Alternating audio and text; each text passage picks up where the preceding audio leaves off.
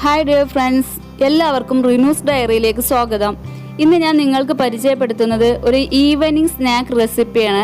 വളരെ പെട്ടെന്ന് തന്നെ തയ്യാറാക്കിയെടുക്കാൻ പറ്റുന്ന ഒരു സ്നാക്ക് റെസിപ്പിയാണ്. ആട്ടപ്പൊടിയോ മൈദപ്പൊടിയോ ഉണ്ടെങ്കിൽ വളരെ പെട്ടെന്ന് തന്നെ ഈസി ആയിട്ട് തയ്യാറാക്കിയെടുക്കാം. അത് നമുക്ക് വീഡിയോയിലോട്ട് പോകാം.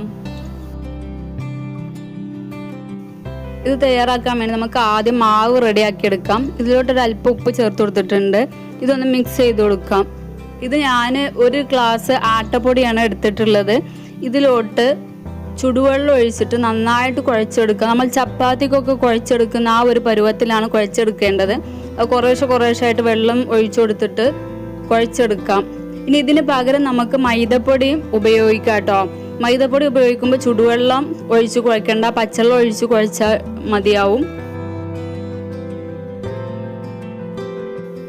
ഈ മാവ് ഏകദേശം ഒന്ന് കുഴച്ചെടുത്ത് കഴിഞ്ഞിട്ടുണ്ടെങ്കിൽ ഇതിലോട്ട് ഒരു ടീസ്പൂണിനടുത്ത് വെളിച്ചെണ്ണയോ അല്ലെങ്കിൽ സൺഫ്ലവർ ഓയിലോ കൂടെ ചേർത്ത് കൊടുത്തിട്ട് നന്നായിട്ട് കുഴച്ചെടുക്കാം. കൈവച്ച് നന്നായിട്ടൊന്ന് കുഴച്ചെടുക്കണം കേട്ടോ. മാവ് നല്ല സോഫ്റ്റ് ആയിട്ട് കുഴച്ചെടുത്തിട്ടുണ്ട്.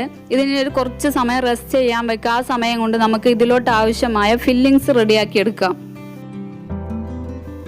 ഒരു പാൻ സ്റ്റവിൽ വെച്ച് ഒരു ടേബിൾ സ്പൂൺ വെളിച്ചെണ്ണ ചേർത്ത് കൊടുക്കാം. എണ്ണ ചൂടായി വരുന്ന സമയത്ത് ഒരു ടീസ്പൂൺ ഇഞ്ചി വെളുത്തുള്ളി ചതച്ചതുകൂടെ ചേർത്ത് കൊടുക്കാം. ഇഞ്ചി വെളുത്തുള്ളിയുടെ പച്ചമണം മാറി കിട്ടുന്ന സമയത്ത് ഇതിലോട്ട് ഒരു ചെറിയ സവാള കട്ട് ചെയ്തതുകൂടെ ചേർത്ത് കൊടുക്കാം.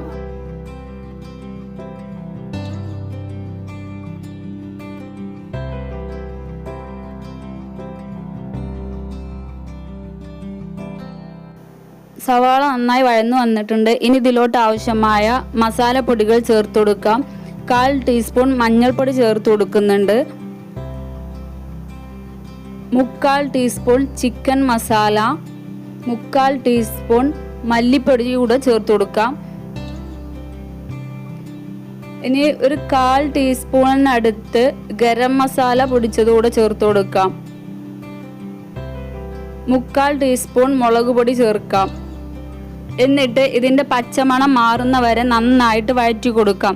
ഞാൻ ഇതുവരെ ഇതിൽ ഉപ്പ് ചേർത്ത് കൊടുത്തിട്ടില്ല.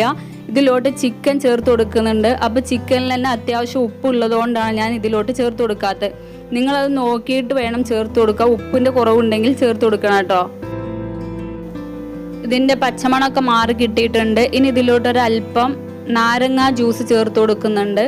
തക്കാളി ഒന്നും ചേർത്ത് കൊടുക്കുന്നില്ല. അതുകൊണ്ടാണ് ഒരു ചെറിയൊരു പുളിക്ക് വേണ്ടിയിട്ട് നാരങ്ങ ജ്യൂസ് ചേർത്ത് കൊടുക്കുന്നത്. ഇനി ഇതിലോട്ട് വേവിച്ച് വെച്ച ചിക്കൻ പീസസ് ആണ് ഇട്ട് കൊടുക്കുന്നത്.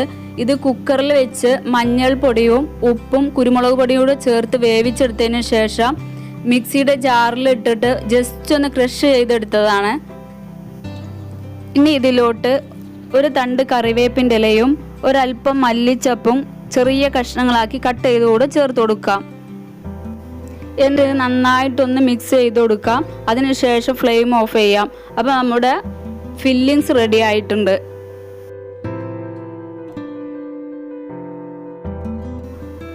ഇനി നമുക്ക് നേരത്തെ റെഡിയാക്കി വെച്ച മാവ് ഒന്നെടുത്തിട്ട് ഒന്നുകൂടെ ഒന്ന് കുഴച്ചു കൊടുക്കാം. കൂടുതലായിട്ടൊന്നും കുഴച്ചെടുക്കേണ്ട, ജസ്റ്റ് ഒന്ന് കുഴച്ചെടുത്താൽ മതി. അതിനുശേഷം ഈ മാവിൽ നിന്ന് കുറേശ്ശായിട്ട് എടുത്തിട്ട് ചെറിയ ചെറിയ ബോൾസുകളാക്കി എടുക്കാം. ചെറിയ ബോൾസ് എന്ന് പറഞ്ഞാൽ നമ്മൾ ചപ്പാത്തിക്കൊക്കെ ചെറിയ ബോൾസ് ആക്കി എടുക്കില്ലേ, ആ ഒരു രൂപത്തിൽ എടുക്കാം. ഇങ്ങനെ ബോൾസ് ആക്കുന്ന സമയത്ത് കയ്യിലൊട്ടി പിടിക്കുന്നുണ്ടെങ്കിൽ ജസ്റ്റ് ഒന്ന് പൊടി തട്ടിയെടുക്കാം, അല്ലെങ്കിൽ കയ്യിലൊന്ന് എണ്ണ തടവി കൊടുക്കാം. എല്ലാം ബോൾസ് ആക്കി എടുത്തിട്ടുണ്ട്. അതിൽ നിന്ന് ഒന്ന് പത്തിരി പ്രസ്സിൽ വെച്ചിട്ട് ജസ്റ്റ് ഒന്ന് പ്രസ് ചെയ്ത് കൊടുത്തിട്ടുണ്ട്. ഇനി ഒരു അല്പം പൊടി തട്ടി കൊടുത്തിട്ട് ജസ്റ്റ് ഒന്ന് പരത്തിയെടുക്കാം. പൊടി തട്ടി കൊടുക്കുമ്പോൾ കൂടുതലായി പോകണ്ട, അപ്പോൾ നമുക്ക് ഒട്ടിച്ചെടുക്കുന്ന സമയത്ത് ബുദ്ധിമുട്ടാവും അത് ഒട്ടി കിട്ടാൻ. കുറച്ച് പൊടി തട്ടി കൊടുത്തിട്ട് ജസ്റ്റ് ഒന്ന് പരത്തി കൊടുക്കാം. നല്ല തിന്നായിട്ട്, ചപ്പാത്തിക്ക് പരത്തുന്ന പോലെ നല്ല തിന്നായിട്ട് പരത്തി കൊടുക്കേണ്ട, ഒരു ഇത്തിരി കട്ടി വേണം. അപ്പോൾ ഇത് പരത്തി എടുത്തിട്ടുണ്ട്. ഇനി നമ്മുടെ ഫില്ലിങ്സ് ഇതിൻ്റെ ഒരു സൈഡിലായിട്ട് വെച്ചു കൊടുക്കാം. ഇതുപോലെ ഒരു സൈഡിലായിട്ട് മാത്രം വെച്ചു കൊടുത്താൽ മതി. ഒരു സൈഡിൽ വെച്ച് കൊടുത്താൽ മതി എന്ന് പറയുന്നത് ഇത് വെച്ചതിന് ശേഷം നമുക്കിതൊന്ന് റോൾ എടുക്കാൻ വേണ്ടിയിട്ടുള്ളതാണ്. അതുകൊണ്ടാണ് സൈഡിൽ വെച്ച് കൊടുത്താൽ മതി എന്ന് പറയുന്നത്. ഈ ഒരു രീതിയിലാണ് വെച്ച് കൊടുക്കേണ്ടത്. ഫില്ലിങ്സ് ഇതുപോലെ മുഴുവനായിട്ട് വെച്ച് കൊടുത്തതിന് ശേഷം ഈ അറ്റത്ത് നിന്ന് നമുക്കിതൊന്ന് റോൾ ചെയ്യാം. ഇതുപോലെ ഒന്ന് റോൾ ചെയ്തെടുക്കണം. ഫില്ലിങ്സ് മുഴുവനായിട്ട് കവർ ചെയ്യുന്ന രീതിയിൽ റോൾ ചെയ്തതിന് ശേഷം ഇതിൻ്റെ ഈ അറ്റൊന്ന് ജസ്റ്റ് ഒന്ന് ഇതുപോലെ ഒന്ന് പ്രസ് ചെയ്ത് കൊടുക്കാം. അതിനുശേഷം ഒരു കത്തി എടുത്തതിന് ശേഷം ഇതുപോലെ ഒന്ന് കട്ട് ചെയ്ത് കൊടുക്കാം. കട്ട് ചെയ്യുമ്പോൾ ഇതിൻ്റെ ഈ അപ്പുറത്ത് ഈ സൈഡിലുള്ള ഈ ഒരു അറ്റത്തോട്ട് എത്തരുത്. അങ്ങനെ കട്ട് ചെയ്തിട്ട് വേറെടുത്തിട്ടുണ്ടെങ്കിൽ ഇത് ഒട്ടിച്ചെടുക്കുമ്പോൾ ഇങ്ങനെ വിട്ടിട്ട് പോവും.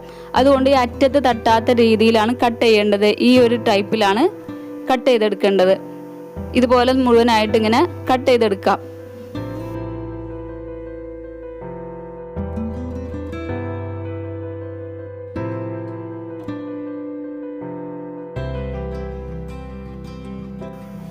അപ്പോൾ ഇത് മുഴുവനായിട്ട് കട്ട് ചെയ്ത് കഴിഞ്ഞിട്ടുണ്ട്. കട്ട് ചെയ്ത് കഴിഞ്ഞാൽ ഈ ഒരു രീതിയിലാണ് കിട്ടുക. ഇങ്ങനെ അറ്റത്തോട്ട് കട്ട് ചെയ്യരുത് ഒരിക്കലും. ഇനി ഇത് നമുക്ക് മുഴുവനായിട്ട് റോൾ ചെയ്തെടുക്കാം. ഈ ഒരു രീതിയിൽ മുഴുവനായിട്ട് റോൾ ചെയ്ത് കൊടുക്കണം. ഇപ്പോൾ കണ്ട ഇങ്ങനെ ഇവിടെ ഇങ്ങനെ വിട്ട് അകലത്തിൽ ഇങ്ങനെ ഓരോ ഇതായിട്ട് ഇങ്ങനെ വിട്ട് നിൽക്കുന്നത് ഈ ഒരു ഡിസൈനാണ് കിട്ടുക.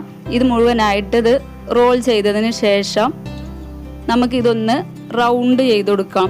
റൗണ്ട് ചെയ്യുമ്പോൾ നന്നായിട്ട് പെട്ടെന്ന് റൗണ്ട് ചെയ്യണ്ട. പതുക്കെ ഇതുപോലെ ഒന്നിങ്ങനെ വളച്ചു കൊടുത്തിട്ട് ഒന്ന് റൗണ്ട് ചെയ്തിട്ട് ഈ അറ്റം കൈ വെച്ചിട്ട് ഒന്നിങ്ങനെ പ്രസ് ചെയ്ത് കൊടുത്തിട്ട് ഒട്ടിച്ചു കൊടുക്കാം. വെള്ളമൊന്നും ചേർത്ത് കൊടുക്കുകയൊന്നും വേണ്ട, അല്ലാതെ തന്നെ ഒട്ടിക്കിട്ടും. വിരൽ വെച്ചിട്ട് ഇതുപോലെ ഒന്ന് പ്രസ് ചെയ്ത് കൊടുത്താൽ മതി. അപ്പോൾ ഇങ്ങനെയാണ് ഇത് ചെയ്തെടുക്കേണ്ടത്. ഇത് ഒന്നുകൂടെ ഞാൻ കാണിക്കാം.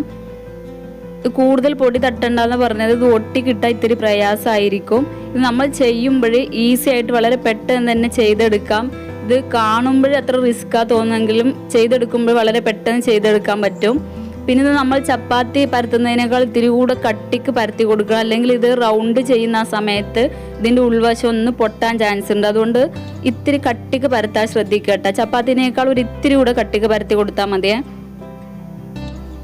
അപ്പോൾ ഇത് മുഴുവനായിട്ട് ചെയ്തെടുത്തിട്ടുണ്ട്. ഈ ഒരു രീതിക്കാണ് കിട്ടുക. വളരെ പെട്ടെന്ന് തന്നെ തയ്യാറാക്കാൻ പറ്റും. ഇത് മുഴുവനായിട്ട് ചെയ്തെടുത്തിട്ടുണ്ട്. ഇനി ഇത് നമുക്ക് പൊരിച്ചെടുക്കാം. ഫ്രൈ ചെയ്തെടുക്കാൻ വേണ്ടിയിട്ട് പാനിൽ എണ്ണ ചൂടാക്കി എടുത്തിട്ടുണ്ട്. നന്നായി ചൂടായതിന് ശേഷം ഇതിലോട്ട് ഇട്ടുകൊടുത്ത് ഫ്രൈ ചെയ്തെടുത്താൽ മതി. പിന്നെ മീഡിയം ഫ്ലെയിമിൽ ഇട്ടിട്ടാണ് ഇത് ഫ്രൈ ചെയ്തെടുക്കേണ്ടത്. ഹൈ ഫ്ലെയിമിൽ ഇട്ടിട്ടുണ്ടെങ്കിൽ പുറകു വശം വേഗം കരിയും ചെയ്യും. ഇതിൻ്റെ ഉള്ളിലും ഒന്ന് നമ്മൾ ഇത് റോൾ ചെയ്തെടുത്തിട്ടുണ്ടല്ലോ, അതിൻ്റെ ഉൾവശം കൂടെ കുക്കായി കിട്ടണമെന്നുണ്ടെങ്കിൽ മീഡിയം ഫ്ലെയിമിൽ ഇട്ടിട്ടാണ് ഇത് കുക്ക് ചെയ്തെടുക്കേണ്ടത്. അത് ശ്രദ്ധിക്കുക കേട്ടോ. ഒരു വശം നന്നായി കുക്കായി വന്നിട്ടുണ്ടെങ്കിൽ നമുക്ക് ഇതൊന്ന് മറിച്ചിട്ട് കൊടുത്തിട്ട് ആ ഭാഗം കൂടെ ഒന്ന് കുക്ക് ചെയ്തെടുക്കാം.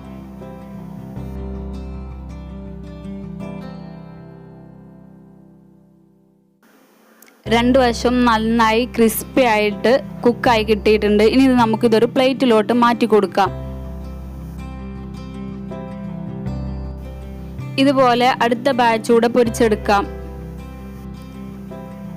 അപ്പോൾ വെറൈറ്റി ആയിട്ടുള്ള ഈവനിങ് സ്നാക്ക് റെസിപ്പി മുഴുവനായിട്ട് ഫ്രൈ ചെയ്തെടുത്തിട്ടുണ്ട്.